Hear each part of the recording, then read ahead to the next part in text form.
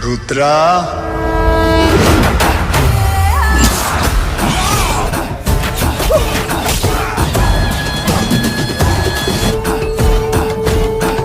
Kali ini Mimin akan mengulas film yang bertabur aktor ternama. Judulnya Kanapa tahun 2025. Pemerannya dari seluruh bintang India. Di antaranya Akshay Kumar, Prabhas, Mohanlal, Kajal Agarwal, Vishnu Manchu, dan lain-lain. Selamat menonton ya! जादू तेरी नजर खुशबू तेरा बदन. Pada zaman dahulu kala, Dewa Siwa yang diperankan Akshay Kumar terlihat asyik bercengkrama dengan istrinya Dewi Parwati. Mereka sedang memperhatikan perilaku manusia di bumi. Manusia yang diperhatikan adalah bocah kecil bernama Tinadu dari suku Chenchu. Dewa Siwa memberitahu Parwati bahwa suatu saat nanti Tina akan menjadi penyembah setianya. Tinadu yang akrab dipanggil Tina sedang bermain bersama teman-temannya, padahal suku mereka tengah dilanda epidemi atau wabah mematikan. Tokoh spiritual suku, Marema, meminta satu nyawa harus dikorbankan untuk menghentikan wabah. Pengorbanan itu merupakan perintah Dewi atau Tuhan yang disampaikan melalui Marema. Kepala suku Nata Natudu yang merupakan ayah Tina menyetujui pengorbanan itu.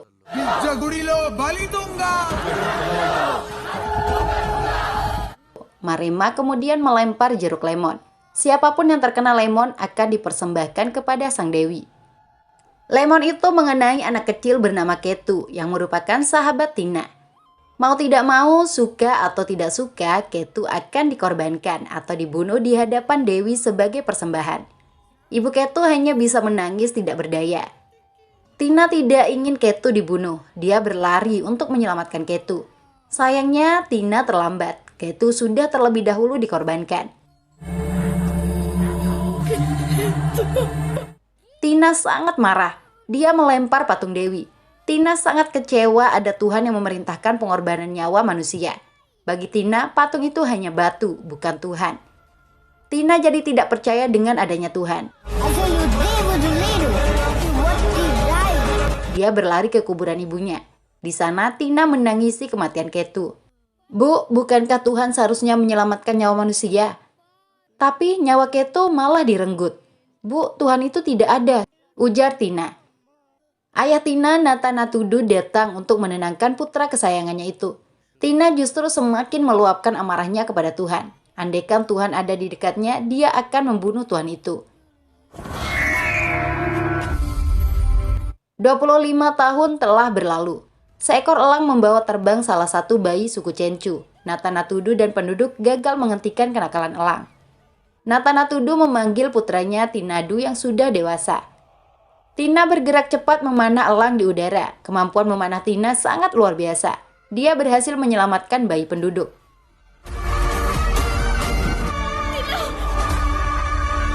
Kepahlawanan Tina membuatnya disegani dan dihormati penduduk. Tina tidak butuh Tuhan untuk menyelamatkan nyawa manusia. Sosok Tina memang semakin tidak mempercayai adanya Tuhan.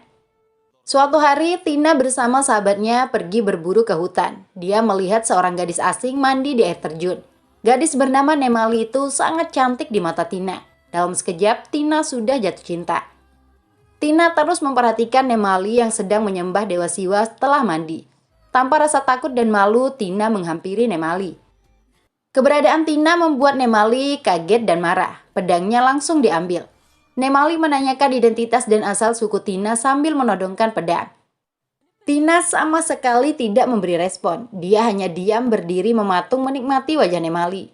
Nemali juga segera pergi karena teman-temannya sudah memanggil mengajak pulang.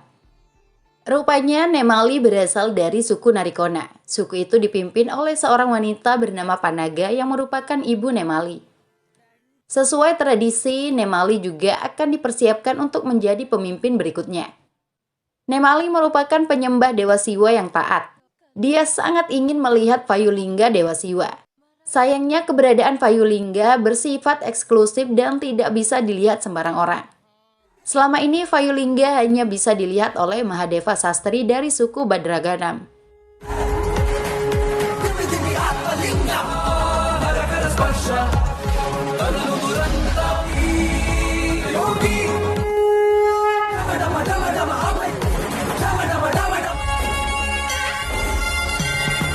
Sastri yang merasa diri sebagai pemuja Dewa Siwa paling setia selalu sendirian memberi persembahan. Tidak seorang pun diizinkan mendekat. Kemuliaan Payulingga sedang diincar oleh sekelompok orang jahat. Mereka datang dari tempat yang jauh. Dalam perjalanan, rombongan itu melihat gadis-gadis suku Cencu. Pemimpin rombongan, Tenkana, ingin melampiaskan dahaga syahwatnya. Gadis bernama Sifanggi berusaha melawan Tenkana yang begitu perkasa. Sifanggi tidak berdaya dan dibawa pergi. Teman-temannya juga dikejar oleh anak buah Tenkana. Pejuang suku Cencu, Tinadu, muncul menjadi pahlawan.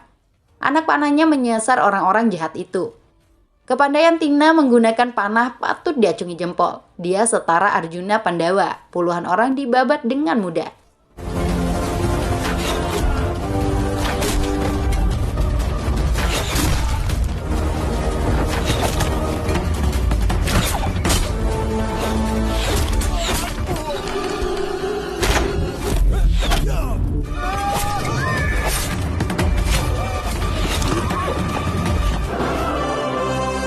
Sahabat Tina, Kumara datang membantu. Sebenarnya Tina bisa mengatasi sendiri. Tina begitu hebat dalam bertarung. Keperkasaan Tenkana hanya seujung kuku kekuatan Tina. Tidak butuh waktu lama bagi Tina untuk menaklukkan Tenkana.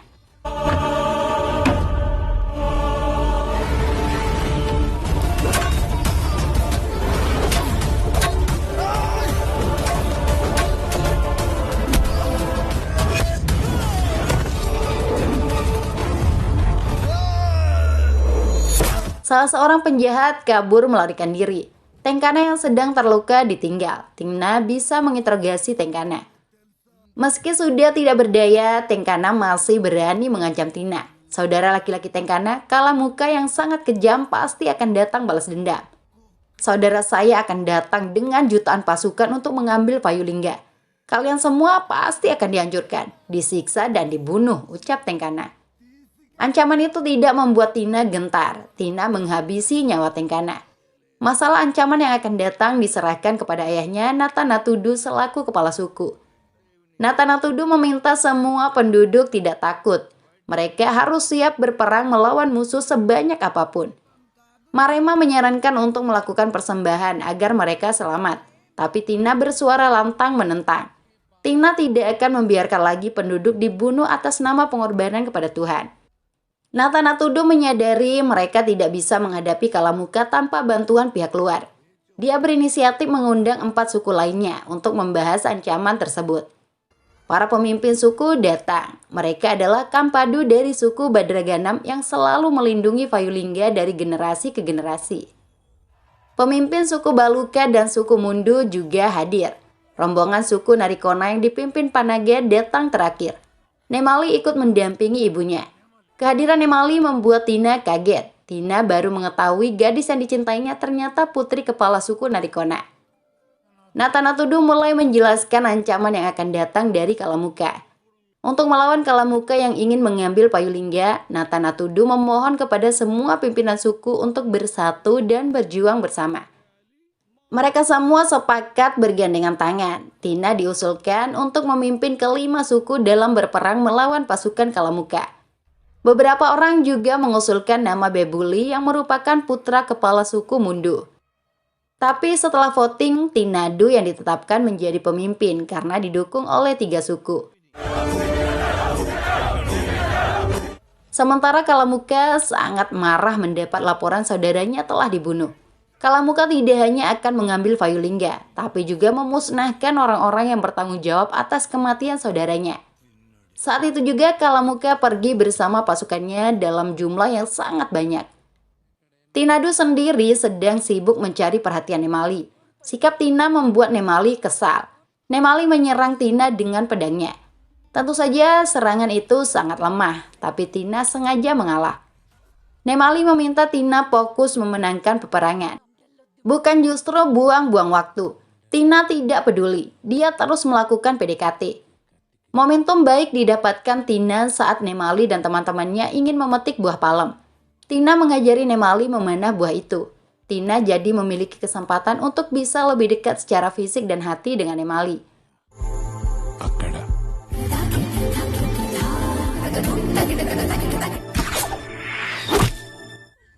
Hebatnya Nemali berhasil menjatuhkan buah palem. Gara-gara itu Nemali membalas cinta Tina. Mereka pun mulai menjadi sepasang kekasih.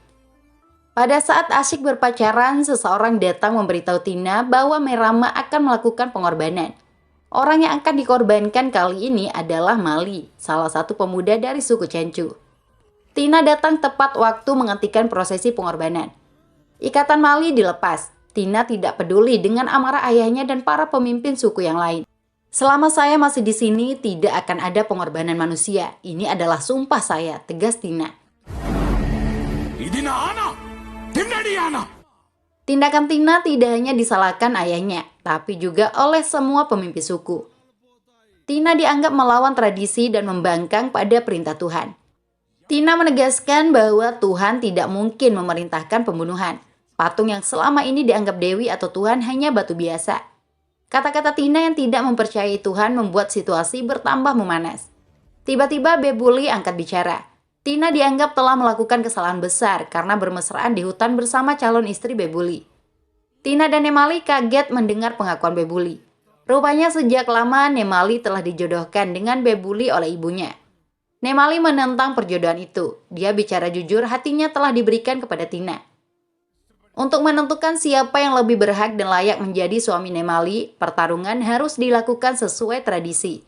Pertarungan memperebutkan Nemali antara Tina dan Bebuli dimulai. Awalnya Tina kewalahan menghadapi keperkasaan Bebuli, tapi seperti film Bollywood, pada akhirnya sang jagoan menang juga.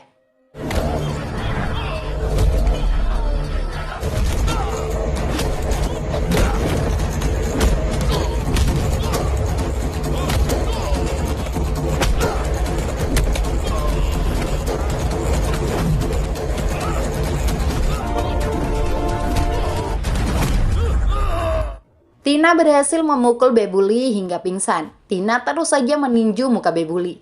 Andaikan saja Tina tidak dihentikan oleh ayahnya, mungkin Bebuli akan meninggal. Nathanatudu sangat kecewa dengan Tina yang tidak bisa mengendalikan diri. Tina telah menyebabkan permusuhan dan perpecahan. Para pemimpin suku lainnya juga membenci Tina. Mereka tidak mau lagi bergabung untuk menghadapi Kalamuka. Apalagi Tina telah menghina Tuhan. Semua orang akan pergi membubarkan diri. Nathanatudu meminta mereka berhenti. Orang yang seharusnya pergi adalah Tina. Tina diusir oleh ayahnya sendiri. Tina memohon agar tidak diusir. Semua yang terjadi juga kesalahannya. Tapi keputusan Nathanatudu sudah bulat dan tidak bisa diganggu-gugat. Jika Tina tidak pergi, ayahnya mengancam akan bundir. Sebagai anak yang berbakti, Tina setuju untuk meninggalkan sukunya dengan hati perih. Tina semakin sedih karena sang ayah masih saja marah.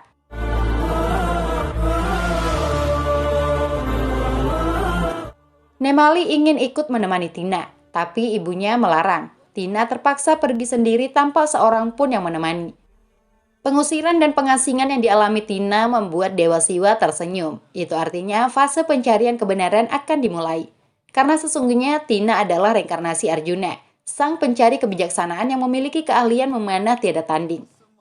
Siwa bercerita pada masa Dewa Parayugam, Arjuna bertapa sebelum menghadapi perang Kuruksetra atau Bharatayuda. Pertapaan Arjuna terganggu dengan kedatangan seekor babi.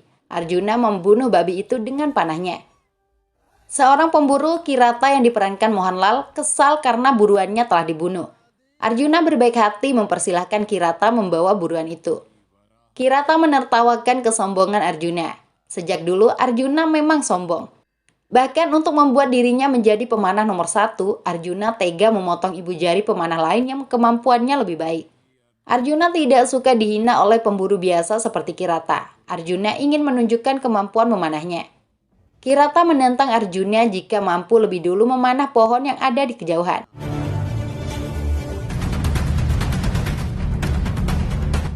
Dengan sombongnya, Arjuna melepas anak panah. Tapi anak panah itu dengan mudah dihancurkan oleh anak panah milik Kirata. Ternyata kemampuan memanah Kirata jauh lebih hebat dibandingkan Arjuna. Kirata kemudian menantang Arjuna bertarung. Arjuna yang terkenal tangguh begitu lemah di hadapan Kirata. Arjuna tidak pantas untuk menyombongkan diri.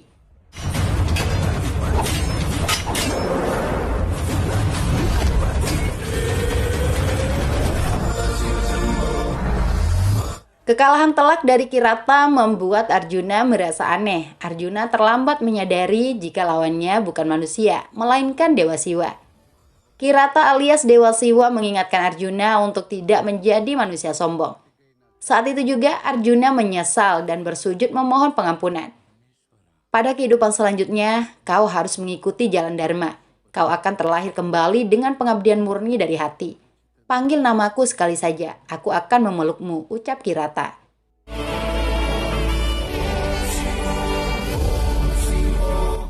Kini Tinadu yang sebenarnya reinkarnasi Arjuna masih seorang ateis. Tina hanya duduk melamun di kuburan ibunya. Nemali datang menemui Tina. Nemali mengajak Tina pergi ke kuil untuk menikah. Tapi bagi Tina, kuburan ibunya adalah kuil paling agung. Mereka pun menikah di sana tanpa penghulu dan tanpa saksi.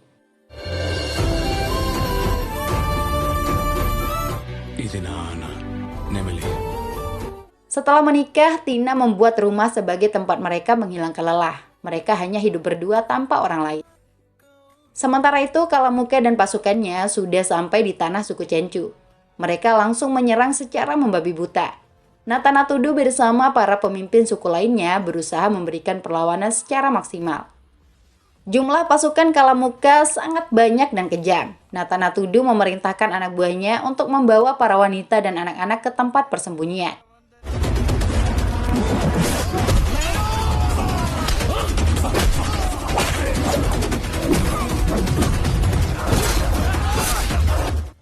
Pasukan Kalamuka jauh lebih kuat. Natanatudu merasa tidak mungkin menang. Semua orang diminta pergi ke gunung sebelah melewati jembatan. Natanatudu akan menyusul menjadi yang terakhir. Jembatan itu harus dihancurkan setelah Natanatudu melintas.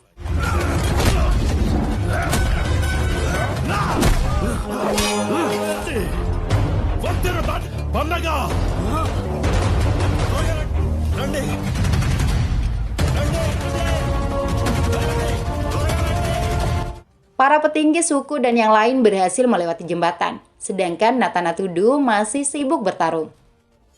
Jembatan yang dilewati juga sudah dipadati musuh. Natanatudu berjuang dengan gagah berani membunuh lawan-lawannya. Dari kejauhan, Kalamuka berkali-kali memanah Natanatudu. Natanatudu yang terluka parah tidak ingin musuh melewati jembatan. Dia mengorbankan diri menghancurkan jembatan itu. Natanatudu bersama puluhan pasukan Kalamuka jatuh ke jurang. Sungguh pengorbanan yang sangat besar dan mengharukan. Hal buruk yang menimpa Natanatudu membuat Tina bermimpi buruk. Tina langsung bergegas ke tempat ayahnya. Tapi ayahnya ditemukan sudah menjadi mayat. Tina tidak sempat mendapat kata maaf dari sang ayah. Jiwa Tina terguncang. Amarahnya membara. Tina tidak mau tubuh ayahnya dikremasi sebelum pelaku dihukum. Orang yang telah membunuh ayahnya harus dibunuh juga. Besoknya Tina menyerang pasukan Kalamuka. Tina tidak sendirian. Kelima suku ikut bertarung membalas kematian Natanatudu. Tina tampil ganas, buas, dan beringas.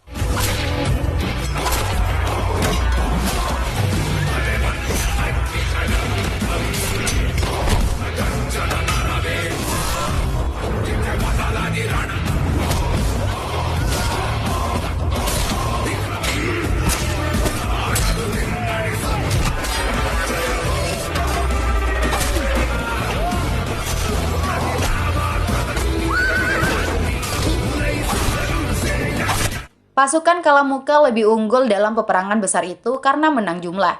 Tapi keberanian Tina membuat perubahan. Tina menargetkan Kalamuka yang telah membunuh ayahnya.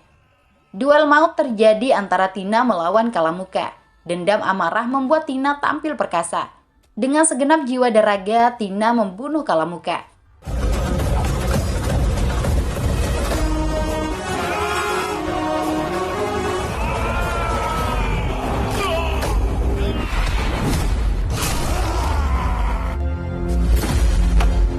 Kematian Kalamuka menjadi pertanda bahwa perang itu telah dimenangkan oleh Tina dan kelima suku. Tina pun bisa mengkremasi tubuh ayahnya dengan tenang. Setelah proses kremasi selesai, Tina mengajak Nemali pergi lagi. Orang-orang meminta Tina tetap tinggal. Tapi Tina masih memegang kata-kata terakhir ayahnya. Tina harus tinggal jauh dari suku Cencu. Kehidupan Tina dijalani berdua bersama Nemali di rumah kecil mereka. Nemali tidak menyiapkan sarapan untuk Tina karena hari Mahasivaratri. Tina diminta berpuasa. Saran Nemali tidak dipedulikan. Tina mengambil makanan yang dipersembahkan untuk Dewa Siwa. Nemali jadi sangat marah hingga makanan itu tumpah. Tina akan pergi berburu rusa ke hutan. Nemali sama sekali tidak tertarik. Nemali yakin Tina tidak akan mendapat buruan apapun tanpa restu Dewa Siwa. Tina jadi bersemangat untuk membuktikan bahwa Tuhan itu tidak ada. Dia pergi berburu. Anehnya, ucapan Nemali terbukti benar. Anak panah Tina selalu meleset dari buruan. Tina tidak bisa mendapatkan buruan apapun. Tina merasa lelah dan beristirahat. Dia tidak sadar kakinya dinaikkan ke atas linggam yang merupakan simbol Dewa Siwa. Semua itu membuat Siwa tersenyum di persemayamannya. Siwa memanggil Dewa Rudra. Tugas khusus diberikan kepada Rudra untuk menyadarkan Tina tentang keberadaan Tuhan. Rudra yang diperankan oleh Parabas menemui Tina. Kaki yang kurang ajar itu diturunkan dari linggam hingga Tina terbangun. Rudra mengaku datang untuk berbincang-bincang karena melihat Tina sendirian. Tina bicara jujur sedang lapar. Istrinya tidak mau memasak gara-gara Dewa Siwa. Tina juga belum berhasil mendapat hewan buruan. Rudra menyarankan Tina menyebut nama Dewa Siwa. Jika itu dilakukan, Tina pasti akan mendapat hewan buruan. Tina emoh untuk menyebut nama batu yang disembah istrinya. Dia justru ingin menginjak batu di dekatnya. Rudra langsung bereaksi. Tapi Tina justru semakin menantang Dewa Siwa. Rudra menyebut Dewa Siwa terlalu agung untuk menghadapi manusia semacam Tina. Rudra mewakili Dewa Siwa menantang Tina bertarung. Tina mencoba menyerang Rudra. Tanpa banyak gerakan, Rudra bisa membuat Tina terlihat tolol. Tina benar-benar dibuat tidak berkutik. Sekali saja Rudra melepaskan pukulan, tubuh Tina langsung terpental ke tengah sungai. Tina berusaha berenang ke pinggir sungai sekuat tenaga. Di tempat lain, Bebuli baru sadarkan diri setelah cukup lama pingsan. Bebuli sangat marah mendengar cerita bahwa Nemali telah menikah dengan Tina. Bebuli pergi untuk membalas dendamnya. Malam itu Bebuli menemukan Nemali sedang sendirian di tempat tinggalnya. Bebuli ingin memperkaos Nemali. Semampunya Nemali memberikan perlawanan. Tapi Bebuli terlalu perkasa. Untungnya Nemali berhasil masuk rumah dan mengunci pintu dari dalam. Di waktu yang sama, Tina baru sampai pinggir sungai. Di sana sudah ada Rudra dan Payulingga. Tina menyerang Rudra untuk membalas kekalahannya. Tapi Tina tetap saja kalah. Sekeras apapun Tina berusaha, Rudra sama sekali tidak bisa dilukai.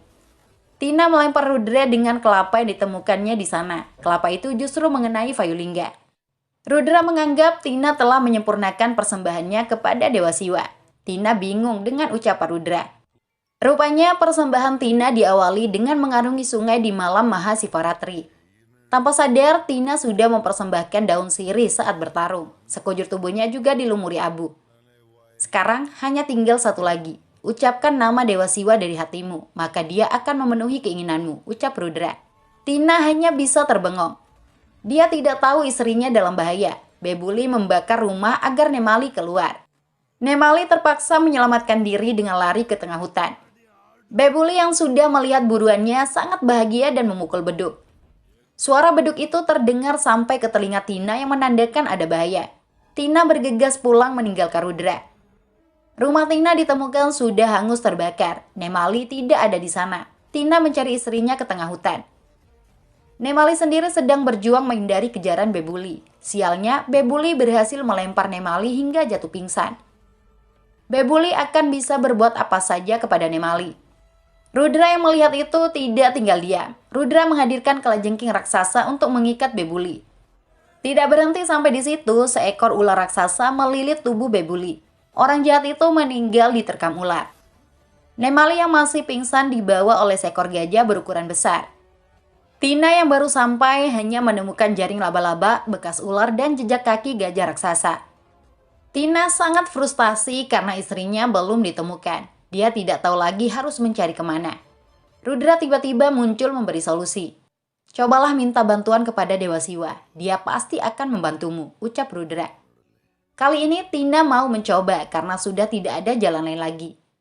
Tina berbicara dengan Payulingga yang selama ini dianggapnya hanya batu biasa. Tuhan, jika engkau benar-benar ada, tunjukkan padaku di mana Nemali, ujar Tina. Pada saat Tina menyebut nama Dewa Siwa, tiba-tiba angin berhembus kencang. Lalu seekor gajah raksasa datang membawa Nemali yang masih pingsan. Tina sangat bersyukur. Dia membangunkan Nemali dan memeluknya. Tina juga menunjukkan Vayulingga yang sangat ingin dilihat oleh Nemali. Hal itu membuat Nemali begitu bahagia. Nemali pasti akan datang setiap hari memberikan persembahan. Tina tidak ingin istrinya repot-repot datang ke sana. Dia akan membawa Vayulingga pulang. Tapi saat mengangkat Vayulingga, Tina merasakan sesuatu yang berbeda. Seolah-olah dia memeluk tubuh Dewa Siwa secara langsung. Tina syok dengan apa yang dirasakannya. Dia seperti melihat Dewa Siwa tersenyum.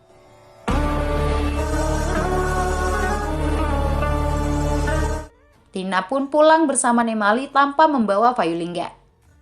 Sepanjang perjalanan pulang, Tina melihat linggam Dewa Siwa ada di mana-mana. Pikiran Tina juga selalu tentang Dewa Siwa hingga tidak bisa tidur. Keesokan paginya, Tina pergi lagi ke tempat Vayulingga. Semua yang terjadi semalam telah mengubah spiritualitas Tina. Tina meminta pengampunan atas kesombongannya selama ini yang tidak mempercayai keberadaan Dewa Siwa. Sejak saat itu, Tina berjanji akan menjadi penyembah setia Dewa Siwa. Seluruh hidupnya akan didedikasikan kepada Sang Tuhan. Pertaubatan Tina membuat Dewa Siwa dan Dewi Parwati tersenyum. Tina benar-benar menjadi penyembah setia. Nemali saja sampai heran. Tina berusaha melindungi Vayulingga dari kedinginan dan panasnya matahari. Tina juga ingin menyuapi makanan untuk Tuhannya. Suatu hari, Tina membakar daging buruannya untuk dipersembahkan kepada Vayulingga atau Dewa Siwa. Tanpa diduga, Mahadeva Sastri yang selama ini memonopoli Vayulingga datang. Sastri sangat kaget dan marah melihat ada orang yang ingin menyuapi daging ke Vayulingga. Sastri berteriak memanggil Kapadu yang merupakan kepala suku Badraganam. Kapa juga kaget saat melihat Tina memberikan persembahan. Padahal Tina diketahui tidak mempercayai Tuhan. Tina dianggap seorang pendosa oleh Sastri. Tidak seorang pun boleh mendekati Vayulingga kecuali dirinya. Tina tidak begitu peduli. Dia tetap melanjutkan aktivitasnya menawarkan makanan kepada Vayulingga. Atas perintah Sastri, Kapa mencambuk Tina. Kedua tangan Tina diikat. Nemali yang baru datang tidak bisa membantu suaminya.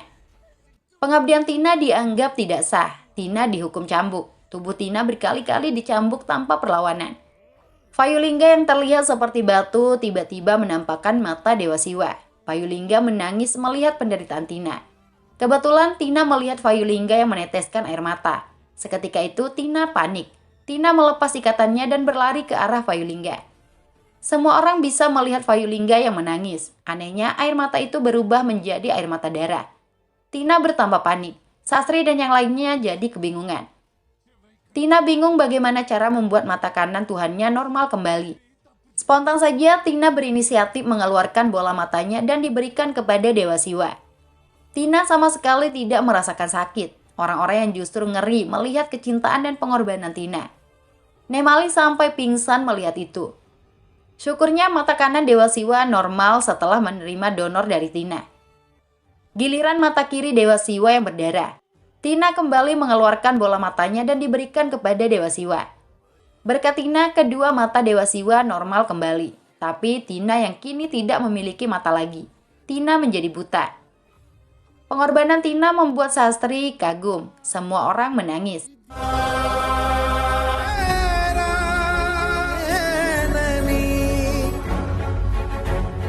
Lalu tanpa diduga, ular besar melilit tubuh Tina. Rupanya itu pertanda kedatangan Dewa Siwa bersama istrinya Dewi Parwati. Dewa Siwa mengembalikan mata Tina sehingga bisa melihat lagi. Tina dan semua orang yang ada di sana kaget bukan kepala. Bagaimana tidak, mereka dikunjungi oleh Tuhan yang selama ini disembah. Dewa Siwa dan Dewi Parwati sangat mengagumi ketulusan hati Tina. Parwati memberikan Tina gelar sebagai Kanapa. Tina akan menjadi orang terhormat di hadapan dewa maupun umat Hindu. Kuil besar harus dibangun untuk Tina alias Kanapa. Tina mengajukan negosiasi kepada Tuhannya. Tina tidak menginginkan ketenaran apapun. Dia justru ingin dibebaskan dari dunia. Dewa Siwa mengabulkan permintaan Tina. Saat itu juga tubuh Tina dibuat moksa dan masuk ke dada Dewa Siwa. Film pun selesai di sana. Sudah dulu ya, sampai jumpa.